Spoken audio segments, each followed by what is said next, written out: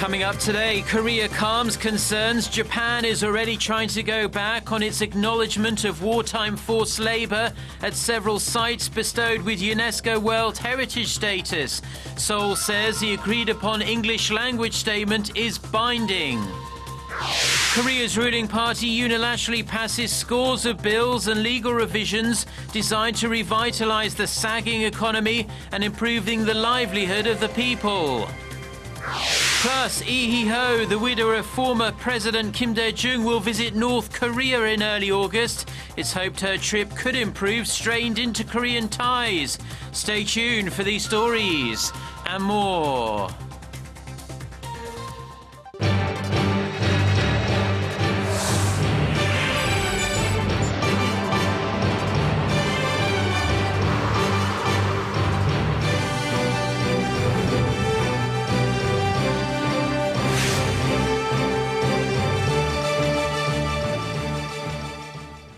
Hello to our viewers around the world. It's 6 a.m. on Tuesday, July 7th here in Seoul. Thank you for joining us. I'm Mark Broome. We begin with the latest wrangling surrounding the listing of Tokyo's wartime industrial facilities as UNESCO World Heritage Sites. The listing seemed to have drawn a line under months of negotiations between Korea and Japan, but tensions remain high after Tokyo offered an ambiguous translation of its statement for its domestic audience. Now, Japanese media reported Monday that Foreign Minister Fumio Kishida said Tokyo did not acknowledge that Koreans were forced to labor at several of the sites. Kishida said the Japanese ambassador to UNESCO, Kuni Sato's statement at the World Heritage Committee meeting, which said, quote, forced to work, end quote, did not signify that Japan admitted slave laborers were used there. Now, Seoul's foreign ministry reacted quickly to refute the minister's claims, saying the English version of the statement is the one officially adopted by UNESCO's World Heritage Committee. Therefore, it is the official text, and there's no room for misinterpretation. The ministry added that Japan must submit a progress report by the end of 2017, which will be reviewed by the committee the following year. And if Japan's progress is deemed unsatisfactory, the sites could be removed from the UNESCO list. A controversial revision to Korea's parliamentary law passed by lawmakers from both ruling and opposition parties around 1 month ago was automatically scrapped on Monday. It failed to pass a second time as the ruling Saenuri Party refused to cast their ballots on it. Park Geunhyes reports. In the case of a revote on vetoed bills, the Constitution stipulates that more than half the Assembly's total members must be in attendance, with more than a two-thirds vote in favor required. But in Monday's vote, only 128 out of 298 lawmakers cast their ballots. The bill will now be automatically scrapped at the end of next May, when current lawmakers' terms end. This result was expected as the ruling Saenuri Party, which holds majority in parliament, said it would not take part in the voting session. Still, lawmakers from both parties made their final pitch before the vote. Article 75 and 95 of our Constitution allows the executive branch to issue ordinances, but it does not allow the Assembly to revise executive ordinances. We have not even started a fact-finding investigation into last year's Seoul ferry disaster. The special law would help get to the bottom of the cause of the tragedy, but current government decrees have limited the investigation to merely government research. The vetoed revision of the parliamentary law would have allowed the Assembly to make requests for changes to executive ordinances. But President Park cut down the bill late last month, saying it threatened the constitutional principle of division of powers. After the failed revote, the president's office said the Assembly's decision reconfirmed the nation's constitutional values. But the main opposition New Politics Alliance for Democracy called it a failure of democracy and boycotted the rest of the plenary session. Ruling Saenuri Party continued on without them. Meanwhile, the embattled Saenuri floor leader Yoo Seung-min carried on with his duties despite mounting pressure from within his party to step down over the initial passage of the revision bill. Speculation is that he will wait until the July extraordinary session is over before turning in letter of resignation. Park Geunhyes, Arirang News. Now, as we just heard there, the ruling Saenuri Party went ahead with the parliamentary plenary session late on Monday and swiftly passed 61 bills and amendments aimed at revitalizing the economy and improving the livelihood of the Korean people. With the full participation of the party, Saenuri lawmakers unilaterally approved scores of bills, including the so-called Crowdfunding Act, which helps start-up businesses collect funds easily through the internet. Lawmakers also passed the amended Loan Company Act that restricts the promotional activities of payday loan companies.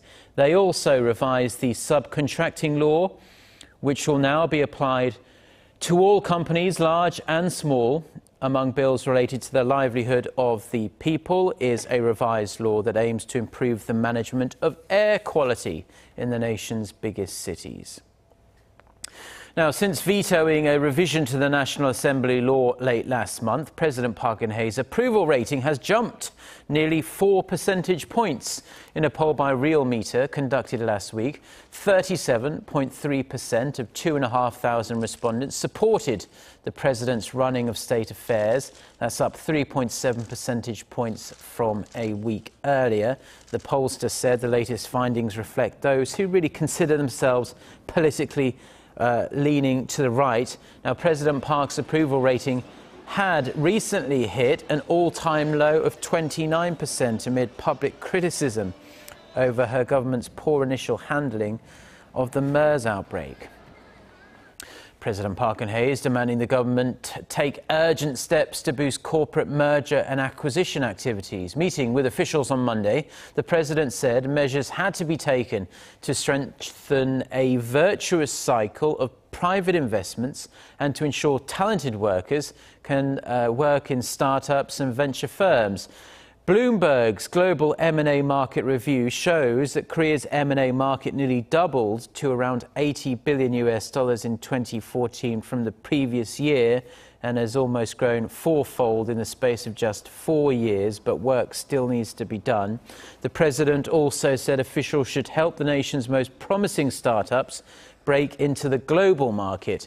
Responding to the president's remarks, Finance Minister Choi Kyung-hwan vowed to design a program to help about 100 startups make the leap onto the world stage.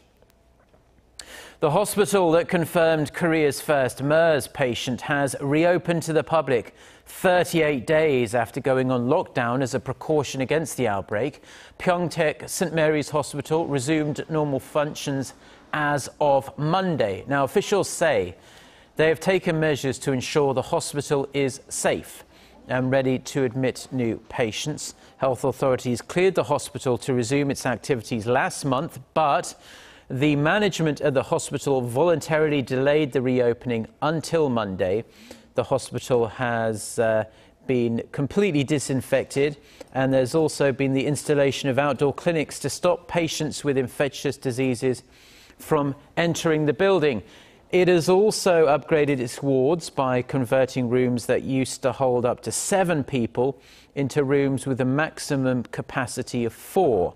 Around 270 of the hospital's medical staff had been placed under home isolation when the outbreak started in late May, but all were released by June 13th.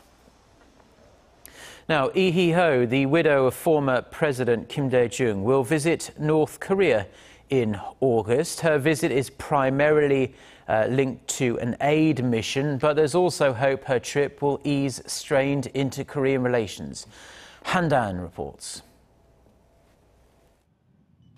South Korean delegates from a peace center established by late President Kim Dae-jung met with their North Korean counterparts on Monday to discuss the much-anticipated visit of former First Lady Lee Hee-ho's visit to the north. After the meeting held in north-south border town of Kaesong, South Korean Chief Delegate Kim Sung-jae said that Lee will fly to Pyongyang on August 5th for her 4-day trip, which will be mainly focused on providing aid to North Korean children.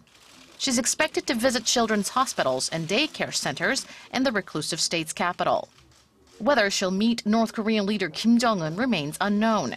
But pundits say the chances of their encounter are high, as Kim views late President Kim Dae-jung, who played a leading role in realizing the first ever inter-Korean summit in 2000, in a favorable light.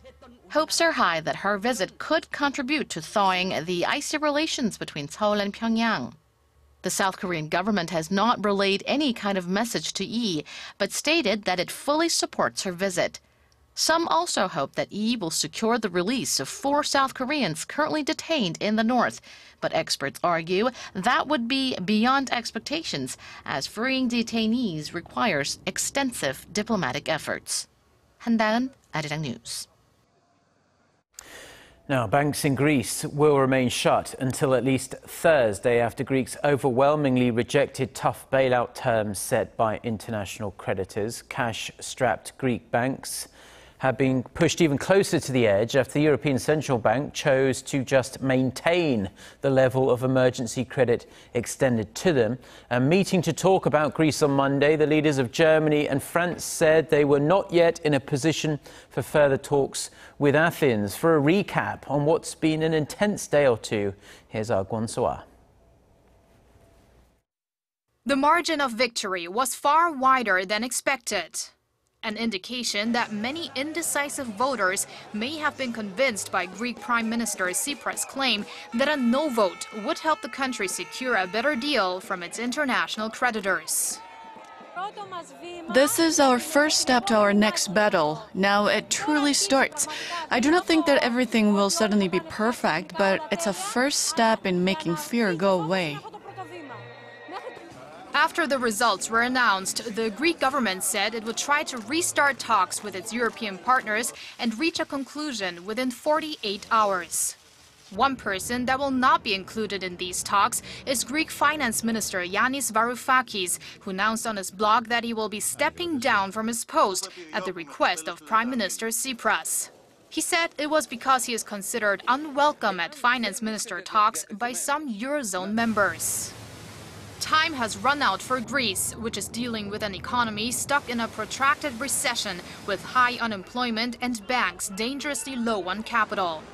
The international bailout, under which it received nearly 240 billion euros in rescue loans, expired last week. On the same day, Athens defaulted on an IMF repayment. Greece's fate could be decided at an emergency Eurozone summit set to be held Tuesday.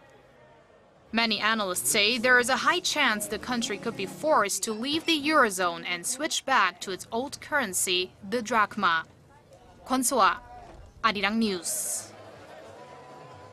Korea had a total of 8 items that topped the global market share of products and services last year, up from 6 a year earlier.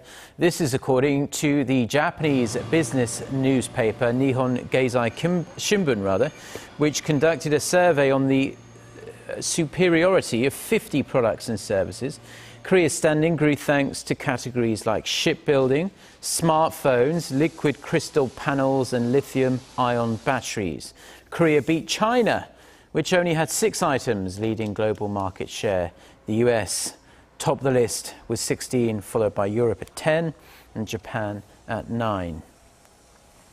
The armed forces of South Korea and the United States are conducting sea-to-shore logistic drills in the West Sea in an effort to improve their cooperation. They say their biggest obstacle this year was also their biggest accomplishment, adjusting to changing tides in treacherous waters.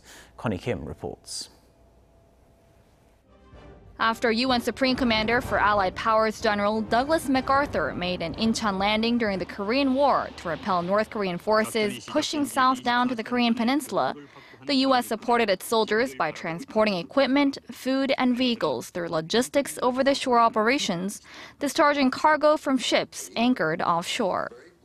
With the two Koreas still technically at war, South Korea and the U.S. are conducting a combined joint logistics over-the-shore exercise at Anmyeon Beach on the country's west coast. About 1,700 Army personnel from both sides have installed temporary port facilities and unloaded cargo there to improve sea-to-coast logistics support capabilities and communication in case of emergency situations. It's the second time for the two countries to conduct a combined JLOTS exercise in the region. The difference between this exercise and the last one that was held is the sheer size of the operation. The trickiest part of this year's exercise was adjusting to the big fluctuation in the tidal currents and shallow rise of the beach. The vehicles behind me are coming onto land from the U.S. Army's longest temporary floating pier. Laid out flat, it stretches out as long as 540 meters long. It marked the first successful connection of a floating pier on Korea's west coast, the result of extensive planning between the two sides.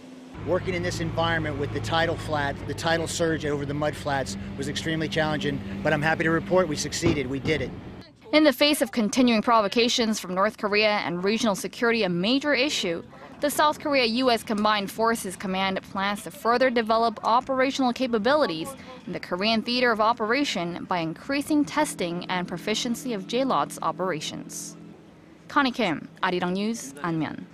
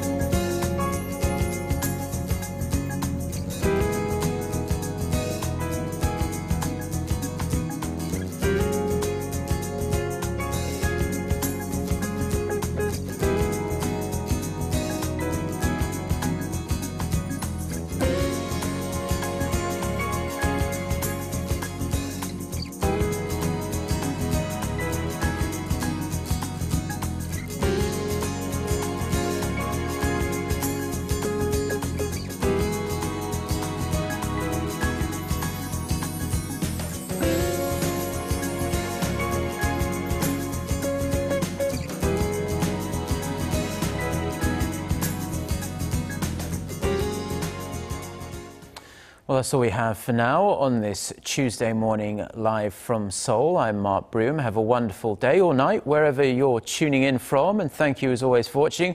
And we do hope to see you at the same time tomorrow. Until then, goodbye.